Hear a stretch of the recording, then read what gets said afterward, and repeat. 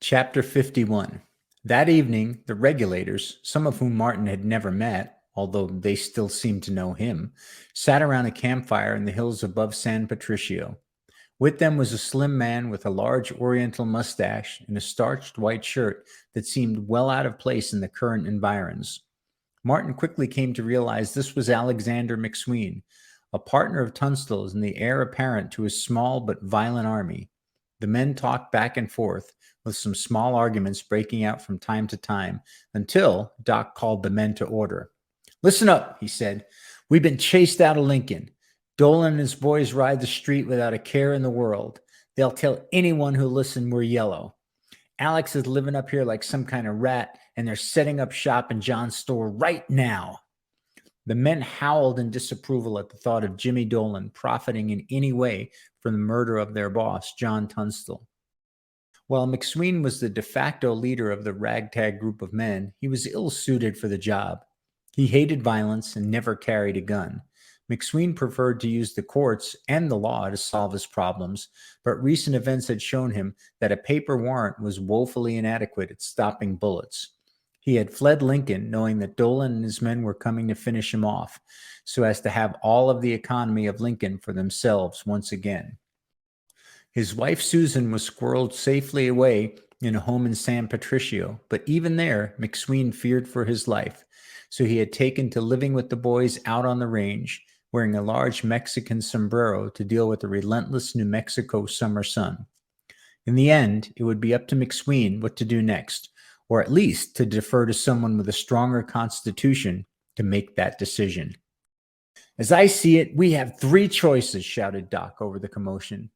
"We can stay up here hiding like sissies." The men's objection grew even louder. "We can pull out and leave Lincoln County for good," he said, which was greeted by a chorus of boos.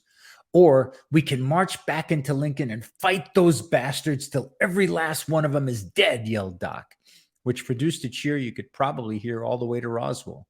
"Alex, it's up to you. What do you want to do?" asked Doc, as McSween stared silently into the flames. Finally, after a few moments, he started to speak, his voice rising in tempo and volume at each word. "I want my house back. I want my wife back. And I want my life back. If they want to fight, let's give them one," screamed McSween to a cacophony of cheers, yells, and finally gunshots as the men declared their allegiance to the lawyer and their appetite to once and for all avenge the death of one John Henry Tunstall. Somewhere in the background, away from the flames, Martin sat quietly, rubbing the stock of his rifle. He'd read all the books. He'd seen the movies. He knew it was July, and he knew it was coming. The 5-day Battle of Lincoln was about to commence, and the war would be coming to a swift and deadly conclusion. He thought about the many comments he'd read on the Billy the Kid message boards about how the war would have turned out differently if just one of those keyboard heroes had been allowed to participate.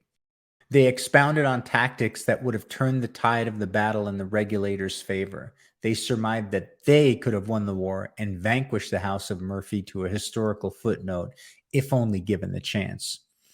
Martin thought about Billy and Bachaka's book. Surely Billy would have scanned the pages to find out how the battle unfolded. He must already know what fate McSween would face. Would this be the history-changing, defining moment when Martin's careless act of leaving his book in the past would actually change it? He glanced over to the young man whose back was to Martin. The firelight flickered, illuminating his silhouette. Martin saw the protruding ears and the sloping shoulders, just like the famous tintype. Yet this Billy was a few mere feet away from him.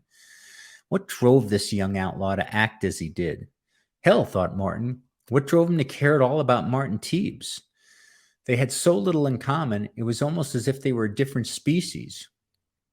Billy was fun, jovial, full of life. His confidence was on display every time he opened his mouth. He seemed to fear dying not at all, yet had an incredible zest for life at the same time. Everything Billy was, Martin was not. Perhaps this was a classic case of opposites attracting, reasoned Martin. His mind twisted and turned, trying to make sense of the coming fight. If Billy did indeed intend to change the course of history, it would have to be now, he thought. What good would it be to have a book of your own future and not use it to save your friends? His head swooning, Martin turned off all such thoughts, fearing they might get him killed from lack of attention to the task at hand. He vainly wished for his new company iPhone so that he could log on to the message boards and let those digital regulators know he was about to participate in the infamous 5-day battle. Had he been able to, he knew he'd instantaneously get 15 comments telling him exactly what he should do and why he should do it, all conflicting with one another. Internet experts were many, but common sense among them was in short supply. He looked around the fire at the real regulators, real men who would fight and die for a cause they believed in. Martin suddenly felt very alone among the throngs of well-armed men. He wasn't really a regulator, just some modern-day schmo who somehow happened upon them. He smiled slightly, imagining that the keyboard warriors would be pissing their pants if they were in his place. The thought calmed him as he prepared for war. Martin realized he was about to get a front row seat to the most gruesome battle in the history of Lincoln, New Mexico. A number of these men were going to lose their lives, and he just hoped his life wasn't about to come to the same tragic end.